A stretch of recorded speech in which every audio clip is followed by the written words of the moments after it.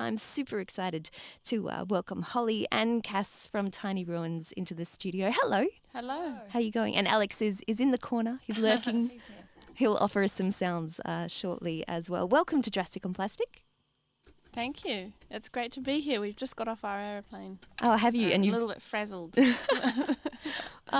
Well, we'll do our best to unfrazzle you throughout the course. I'm not surprised that you've just got off a jet. You guys have been touring pretty seriously since the record came out. You've been in Europe, you've been doing shows across New Zealand and Australia. I was reading that you recently did a lot of gigs with Neil Finn in Europe, as well as some solo shows. Yeah. What was that like? It was crazy. It was great. Yeah. It was kind of like the extreme of touring, like in a really fancy bus, and beautiful venues and hotels and catering. And then I had a couple of weeks of my own shows, which was kind of like back to cold, hard reality. Yeah, no, it was really great. Less fancy caviar and Just hotel slightly. rooms. That's cool. What was one of the highlights from the tour? Oh, there were many. I don't know. Yeah, being on the tour bus was quite a novelty for me. Was it like sleeping on it? So you had a little cabin berth with a little round window. That was quite fun. That's pretty cool. So just like we see in the movies of grand old tour buses. Yeah, and you kind of drive through the night to the next city, and you kind of wake up in the middle of the night. You can see all the trees racing past. It's quite exciting. That's quite extraordinary to think you can go to sleep and just wake up and be somewhere else entirely. Yeah. It does your head in a bit after a while, but it's but no, it was a cool thing to experience. How do you keep it if it does do your head in? What sort of things do you do to kind of keep enjoying it while you're on the road? I think it makes a big difference just having sort of fun with the people that you're with. So the whole band got along really well. A very old friend of mine was the drummer, and so yeah, you just kind of fool around and be silly most of the time. Is that sense of camaraderie something that inspired Tiny Ruins to grow from a solo project where it started into a three-piece these days? A little bit, yeah. I mean, when I played with these guys, it was always kind of like, it's fun. And then touring, the two of us, Cass and I, it was a lot more of a kind of adventure and a mission than if I had been on my own. But I think more importantly, it's for the music, for the musical things that these guys add, which is why it's better to have them on board. What do they add musically? Well, you'll see a little bit, but I guess you can hear them on the record. Alex is the drummer and Cass is the bass player, and Cass also played lots of other things on the record. Vibraphone, the vibes, some backing vocals. Percussion backing vocals. So if you've heard any of the album, other than the song that you just played, then you're kind of hearing their input. Why don't we hear a little something from all three of you now? You've brought in your guitar and some instruments, so we'll get a couple of tunes from you this afternoon. What would you like to play for us first? We'll play a song called Me at the Museum, because we haven't done this one yet while we've been here. And I think it would be nice. My phone is... My luggage got picked up by somebody else at the airport, so I'm kind of hoping that someone has found it. Oh, really? Yeah, just like in the last hour. So my phone might have been buzzing, but here we go. Well, sorry about that.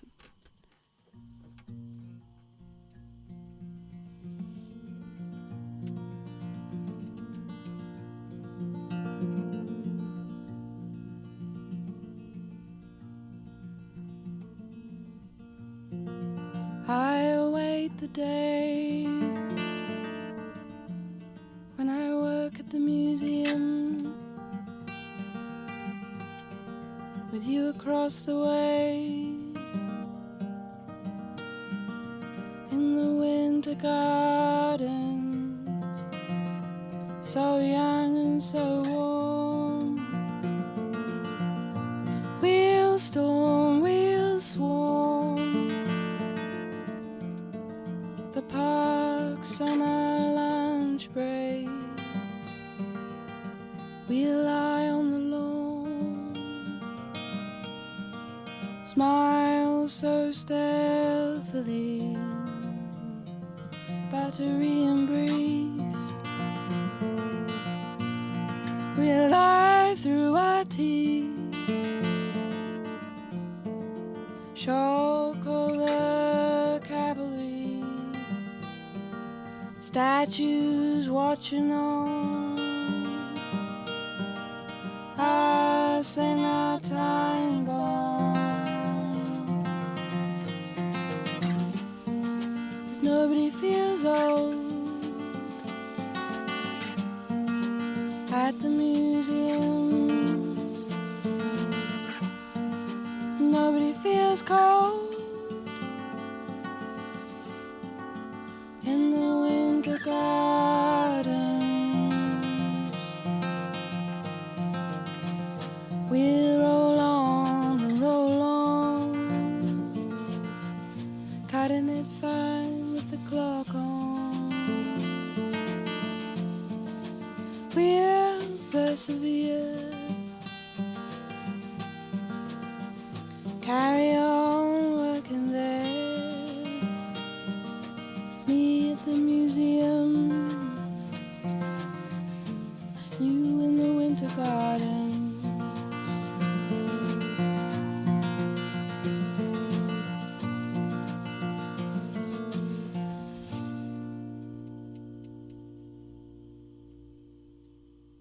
Oh, beautiful, beautiful sounds of Tiny Ruins live on your radio here on Drastic on Plastic on RTRFM 92.1. Just gorgeous, gorgeous. Thanks. It's quite something to be privileged to sit here and watch just lovely people singing in harmony. Is it nice for you to have a second voice join you on songs? Yeah, definitely. Yeah, we're very used to it. I mean, yeah, the three of us have been playing together for about 3 years, kind of around the time that my first album came out. We this was kind of like my go-to team, and now finally we're able to tour together overseas rather than just in our home country. So it's great. That's wonderful. I read a quote in an interview. You were saying you were hoping that this second record, Brightly Painted One, would be more raucous sounding than the first. How far do you think you went towards achieving raucous on the new record? Maybe not quite far enough. I reckon we have a way to go till we reach the peak of my raucous, my inner raucous vision. Can you describe your inner raucous vision for us? I don't know. I'm quite drawn to the idea of spontaneity in music, and we try and do that with our stuff. But it's also such carefully. Often the stories need to be kind of told quite carefully because it's quite lyric focused. But I think more and more the musical side of it, I'm looking forward to having maybe more musical space, which can be a bit more, because I don't know, I could go the opposite direction. The new songs that I'm working on sound kind of like medieval, like sound even quieter. So I don't know. It's like I don't really control what happens, but my brain wants something different to maybe my heart. I don't know, something like that. When you say medieval, I picture feasting on turkeys and panpipes and tall hats and dancing around maypoles. It could be pretty raucous, you know. that could be bacchanalian feast type scenario in music. In what way are they medieval musically? Oh, just like the chords, I guess. Yeah, and I wrote some new stuff, not this album, but on a nylon guitar, and it's sounding quite kind of, you'll see in a couple of years' time, probably. Once it emerges. You touched a little there on your songwriting process in that saying sometimes your body will play just something different to what's in your heart.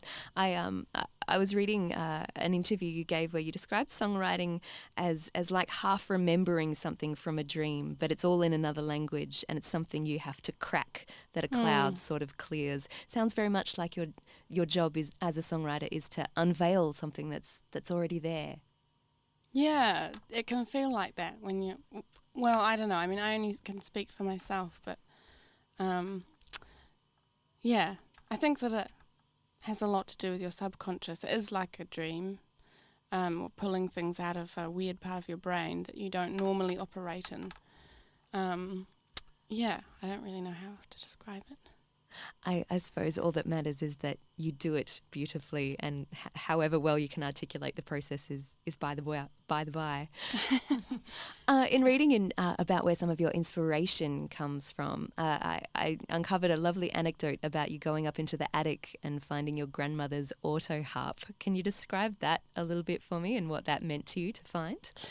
Oh yeah, that was my mother's auto harp. Just a little, small, slight correction, but yeah, I grew up in a house in Bristol in England, and it was a kind of rambling old. It was a terraced house, so it was very tall and skinny, and you could just keep going up and up the floors. So I mean, as a child, it seemed like it was quite a lot of stairs. But in the attic, there was all kinds of stuff, and my mum did play in a band, and she played the auto harp, and yeah, I remember finding it and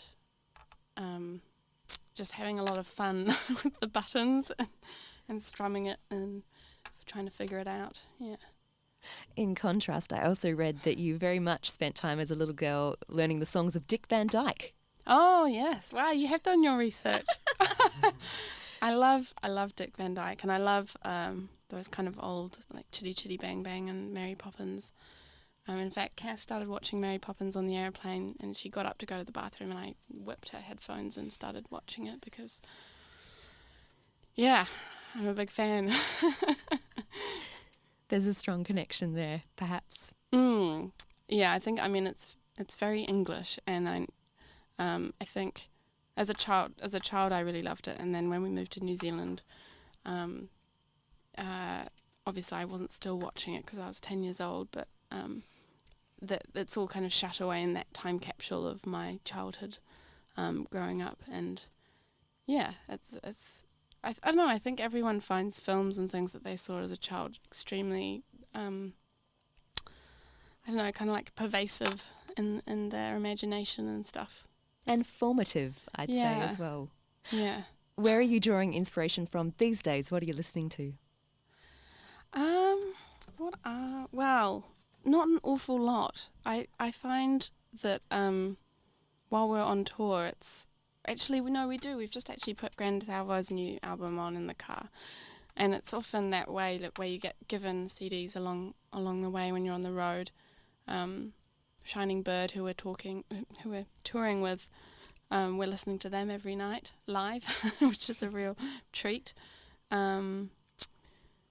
mean, I have all my old favourites on my iPod, but until I'm in a situation where I'm able to listen to a podcast or something, I'm not really getting exposed to much new stuff. But let me think. I don't know. We've been touring with some cool New Zealand acts in the last month. A guy called Kane Strang really impressed us in Dunedin. Aldous Harding, who is joining us for a few shows over here. She's from Littleton. Carnivorous Plant Society. Oh yeah, Carnivorous Plant Society is also one of our favourite bands. And what an amazing name. Amazing songs. Yeah, amazing guy who makes them. You're tuned to Drastic on Plastic. We're live in studio with Tiny Ruins, who are playing tonight at Mojo's. Do you want to spin one more tune for us live? What are we going to hear next? We will do Chainmail Maker.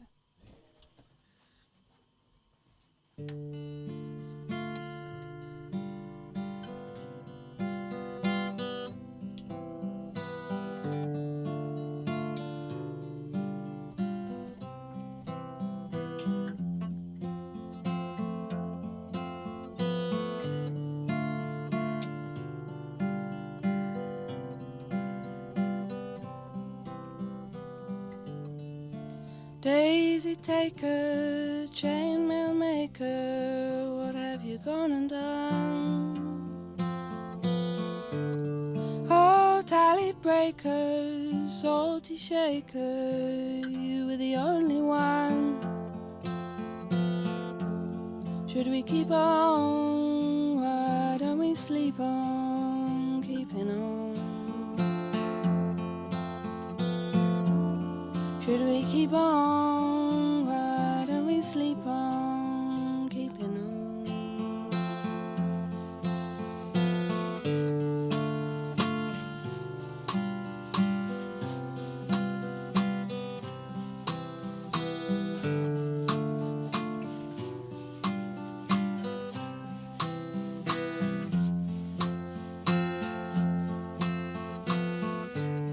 Dockyard drones and battered bones, and nothing of comfort here. Yellow livers, bandaged rivers, thinking of what I hold dear. You gotta keep on, try not to weep on, keeping on.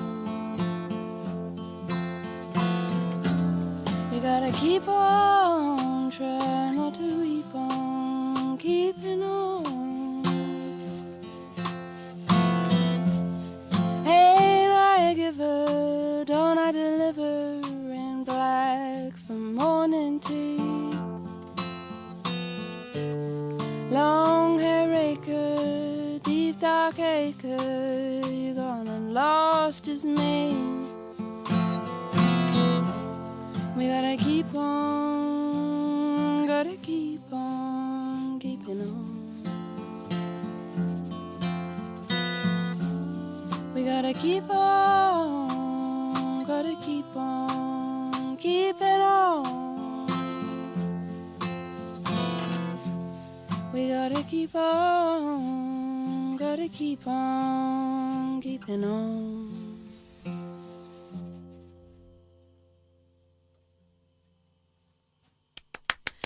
Gorgeous sounds live in the studio from Tiny Ruins here on RTRFM 92.1. What big things are next for the band? I hear you're heading to the States. Yes, we are for the first time kind of as a band. And so we leave, we go on Wednesday, a few days' time, and we have about a month traipsing around kind of the west coast and then along the northern line into Canada and down the east coast, and then Europe for another month and a half, and then back to the States to open for Sharon Van Etten on her October tour. Very excited. A favourite here at RTRFM, Sharon Van Etten is amazing. That should be pretty incredible. It's quite wonderful that you guys are making the world your oyster in 5 short years of performing as a band. You're getting props from folks like the BBC and the New York Times, and even David Lynch, I hear, is a big fan. How did he come across your sound? We still don't really know. It's a mystery. But I know that a song from my new album was played on the radio in LA like a couple of hours before he announced himself to us. But we actually don't know for sure. Wonderful. Well, I sent him a postcard. Did he write back? No. What did you say in your postcard to David Lynch?